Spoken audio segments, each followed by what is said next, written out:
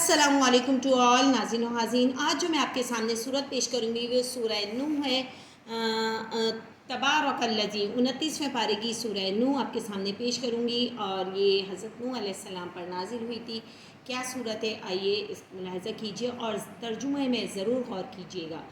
اعوذ باللہ من الشیطان الرجیم بسم اللہ الرحمن الرحیم.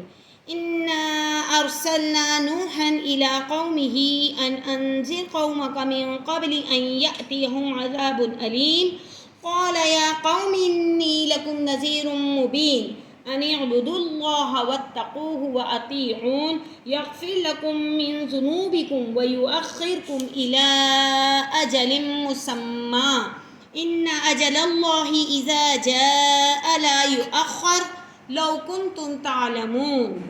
قال رب إني دعوت قومي ليلا ونهارا فلم يزدهم دعائي إلا فرارا وإني كلما دعوتهم لتغفر لهم جعلوا أصابعهم في آذانهم واستغشوا ثيابهم وأسروا واستكبروا استكبارا ثم إني دعوتهم جهارا ثم إني أعلنت لهم وأسررت لهم إسرارا فقلت استغفروا ربكم إنه كان غفارا يرسل السماء عليكم مدرارا ويمددكم بأموال وبنين ويجعل لكم جنات ويجعل لكم أنهارا ما لكم لا ترجون لله وقارا وقد خلقكم أطوارا ألم تروا كيف خلق الله 7 سماوات طباقا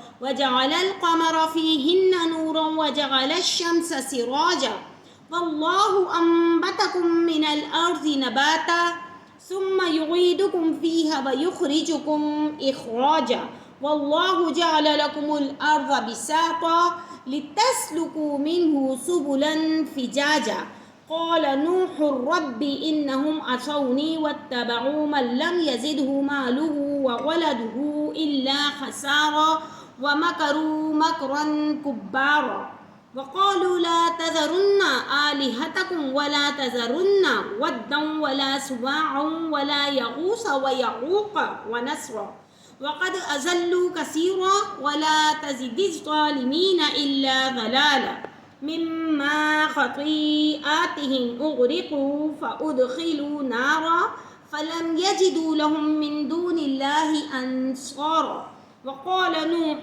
رب لا تذر على الأرض من الكافرين ديارا إنك إن تذرهم يضلوا عبادك ولا يلدوا إلا فاجرا كفارا رب اغفر لي ولوالدي ولمن دخل بيتي مؤمنا وللمؤمنين والمؤمنات ولا تزد الظالمین الا تبارا. شروع اللہ تعالیٰ کے نام سے جو بڑا مہربان نہایت رحم کرنے والا ہے. سورہ نوح کا ترجمہ حاضر خدمت ہے. ہم نے نوح کو ان کی قوم کی طرف بھیجا کہ بیشتر اس کے کہ ان پر درد دینے والا عذاب واقع ہو وہ اپنی قوم کو ہدایت کر دو. انہوں نے کہا کہ بھائیوں میں تم کو کھلے طور پہ نصیحت کرتا ہوں کہ اللہ کی عبادت کرو اور اس سے ڈرو اور میرا مانو. وہ تمہارا گناہ بخش دے گا اور موت کے وقت مقرر تک تم کو مہلت عطا کرے گا. جب اللہ کا مقرر کیا ہوا وقت آ جاتا ہے تو تاخیر نہیں ہوتی. کاش تم جانتے ہوتے. جب لوگوں نے نہ مانا تو نوح علیہ السلام نے اللہ سے عرض کی کہ پروردگار میں اپنی قوم کو رات دن بلاتا رہا لیکن میرے بلانے سے وہ اور زیادہ گریز کرتے رہے. جب میں نے ان کو بلایا کہ توبہ کریں اور ان کو معاف فرمائیں تو انہوں نے اپنے کانوں میں انگلیاں دے دیں اور کپڑے اوڑھ لیے اور اڑ گئے اور اکڑ بیٹھے. پھر میں ان کو کھلے طور پر بھی بلاتا رہا اور ظاہر اور پوشیدہ ہر طرح سمجھاتا رہا اور کہا کہ اپنے پروردگار سے معافی مانگو کہ وہ بڑا معاف کرنے والا ہے. وہ تم پر آسمان سے مینا برسائے گا اور مال اور بیٹوں سے مدد فرمائے گا اور تمہیں باغ عطا کرے گا اور ان میں تمہارے لیے نہریں بہا دے گا. تم کو کیا ہوا ہے کہ تم اللہ کی عظمت کا اعتقاد نہیں رکھتے حالانکہ اس نے تم کو طرح طرح کی حالتوں کو پیدا کیا ہے. کیا تم نے نہیں دیکھا کہ اللہ نے 7 آسمان کیسے اوپر تلے بنائے ہیں اور چاند کو ان میں زمین کا نور بنایا ہے اور سورج کو چراغ ٹھہرایا ہے اور اللہ ہی نے تو تم کو زمین سے پیدا کیا ہے. پھر اسی میں تمہیں لوٹا دے گا اور اسی سے تم کو نکال کھڑا کرے گا. اور اللہ ہی نے زمین کو تمہارے لیے فرش بنایا تاکہ اس کے بڑے بڑے کشادہ رستوں میں چلو پھرو. اس کے بعد نوح علیہ السلام نے عرض کی کہ میرے پروردگار، یہ لوگ میرے کہنے پر نہیں چلے اور ایسوں کے تابع ہوئے ہیں جن کو مال اور اولاد نے نقصان کے سوا کچھ فائدہ نہیں دیا. اور وہ بڑی بڑی چالیں چلے اور کہنے لگے کہ اپنے معبودوں کو ہرگز نہ چھوڑنا اور ودہ اور سوا اور یغوث اور یعقوب اور نصر کو کبھی ترک نہ کرنا. پروردگار، انہوں نے بہت لوگوں کو گمراہ کیا ہے تو تو ان کو اور گمراہ کر دے. آخر وہ اپنے گناہوں کے سبب پہلے غرقاب کر دیے گئے، پھر آگ میں ڈال دیے گئے تو انہوں نے اللہ کے سوا کسی کو اپنا مددگار نہ پایا. پھر نوح علیہ السلام نے یہ دعا کی کہ میرے پروردگار، کسی کافر کو روئے زمین پر بستہ نہ رہنے دے، اور اگر تم ان کو رہنے دے گا تو تیرے بندوں کو گمراہ کریں گے اور ان سے جو اولاد ہوگی وہ بھی بدکار اور ناشکر گزار ہوگی. حضرت نوح علیہ السلام کی دعا جو انہوں نے اللہ تعالیٰ سے کی، اے میرے پروردگار، مجھ کو اور میرے ماں باپ کو اور جو ایمان لائے میرے گھر میں آئے اس کو اور تمام ایمان والے مردوں اور ایمان والی عورتوں کو معاف فرما اور ظالم لوگوں کے لیے اور زیادہ تباہی بڑھا.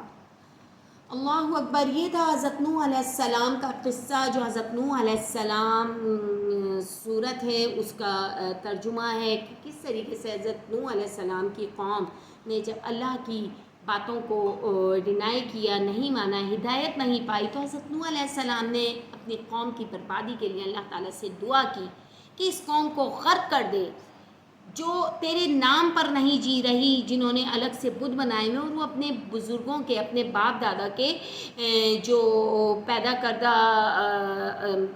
بت ہیں ان کو، یا بنائے ہوئے بت ہیں ان کو، ان کی عبادت کرنا نہیں چھوڑ پا رہے.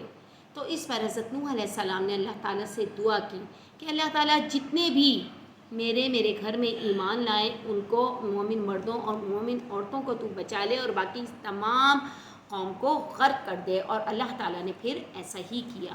اور ان کا اپنا بیٹا، جی ہاں، حضرت نوح علیہ السلام بہت چاہتے تھے اپنے بیٹے کو اور کہتے تھے کہ وہ اسلام قبول کر لے. آخر وقت تک، آخری لمحات تک جب طوفان آ گیا اور سب کشتی میں سوار ہو گئے جو حضرت نوح علیہ السلام کے لیے آئی تھی، وہ بھی بیٹھنے لگا تو حکم ہوا کہ نہیں، وہ بلکہ ڈر کے کہاں چوٹی پر کھڑا ہو گیا کہ مجھے یہاں سے کوئی نقصان نہیں ہو سکتا.